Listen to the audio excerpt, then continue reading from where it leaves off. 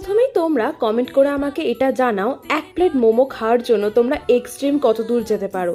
কারণ আমি এদিনকে এক প্লেট মোমো খাওয়ার জন্য কৃষ্ণনগর থেকে ফুলবাগান পৌঁছে গেছিলাম, ভাবতে পারো।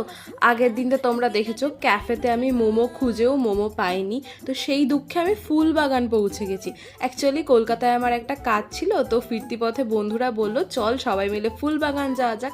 তো সেই মতোই আমরা পৌঁছে গেলাম ফুলবাগানের একটা দোকানে, ওখানে নাকি বেশ ভালো মোমো পাওয়া যায়। তো সেই মতোই আমরা সবাই মিলে নিয়েছিলাম এক প্লেট করে প্যান ফ্রাইড চিকেন মোমো। মোমোর টেস্ট নিয়ে তো পরে আসছি, আপাতত আমার সিচুয়েশনটা তোমাদের একটু বুঝিয়ে বলি।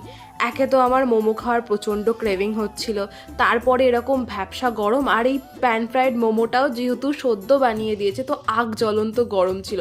সব মিলিয়ে আমার অবস্থা নাজেহাল হলেও মোমোর টেস্ট আর বন্ধুদের সাথে কাটানো এই সময়টুকু কিন্তু একদম 10/10 ছিল।